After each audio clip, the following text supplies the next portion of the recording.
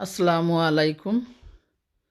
অনেক সুন্দর একটা চিকেন পাই আমার গিয়া লাগছে। আমার 2 পিস চিকেন ব্রেস্ট বালা করি ছোটো ছোটো করিয়া খাটিয়া দইয়া রাখছিলাম।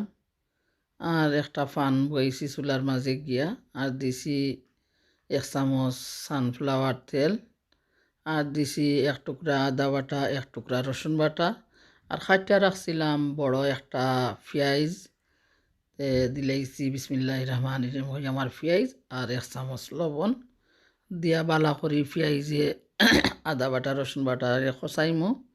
খসানি পরে দিমু আমি গিয়া ডালচিনি এলাচি তেজপাতা দিয়া পরেও আমি বালা করি কিছু সময় গুড়িয়া রাখমু স্লো গ্যাসে। পেঁয়াজটা কিছু সিদ্ধ হইতে হইব গিয়া ওয়া পরে আমি আমার মশলা দিমু। আমি সবগুলা মশলা গিয়া গরম মশলা দিমু 1/2 চামচ, জিরা গুঁড়া দিমু 1/2 চামচ, ধনিয়া গুঁড়া দিমু 1/2 চামচ, হলদির পাউডার দিমু 1/2 চামচ, পাঁচফোড়ন দিমু 1/2 চামচ, মরচার পাউডার দিমু 1 চামচ, খারি পাউডার দিমু 1 চামচ। সব মশলা দিলাম। আমার মেয়ে কইছেন অত মশলা দিতাম না, চিকেন ফ্রাইয়ের মাঝে অত মশলা দিন না গিয়া। আমি কইলাম আমার বাঙালির খানি খাইয়া দেখবা একটু কিলা লাগে। বাঙালি স্টাইলে বানাইলাম চিকেন ফ্রাইটা, অনেক মজা লাগবো। খাইয়া দেখিও কিলা লাগে গিয়া কইও গিয়া। সব মশলা দিছি দিয়া আমি এখন বালা করে লাড়িয়া আমার খাটা চিকেনগুলা যে দইয়া রাখছিলাম চিকেনগুলা এড করছি। তো চিকেনগুলারেও বালা করে লাড়িয়া আমি কিছু সময় লাগি গুড়িয়া রাখিলিম। ওখানে চিকেন তো অনেক পানি বার হইব গিয়া।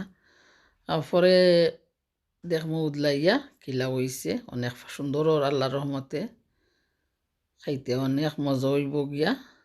দেখবা ভাই বই নকল, ভালো লাগলে লাইক শেয়ার করবা, আপনারাও বানাইয়া খাইবা। আপনারা তো অনেক কিছু বানাইন দেখছি, খুব মজাদার খানিও হল গিয়া, অনেক ভালো লাগে গিয়া। এখন পরে আমি কিতা করবো, আমার চিকেনগুলো আস্তে আস্তে হয়ে যাব।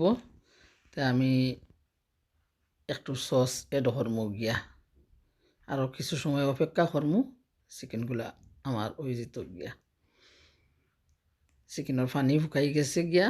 এখন আমি সাদা ক্রিমি সসটা এড করলাম গিয়া। এড করিয়া কিছু লাড়িয়া গিয়া তুলিলিমু গিয়া। তুলিয়া চিকেন পাই লাগি রেডি করিলিমু। আর চিকেন পাই বানাইয়াও কিছু রয়েছে, আমি পেস্টি দিয়া সমসালাখান বানাইলিমু 2-3টা আমি খাইবার লাগি গিয়া। বেয়াদবি মাফ করবা, ভুল ত্রুটি হইলে ক্ষমা করে দিবা গিয়া। আশা করি সকলেও আইসন, সকলেও বড় হইতা, একে অন্যের পাশে থাকবা, দেখবা সকলের ভিডিও সকলে গিয়া। ধন্যবাদ জানাইলাম সকলরে।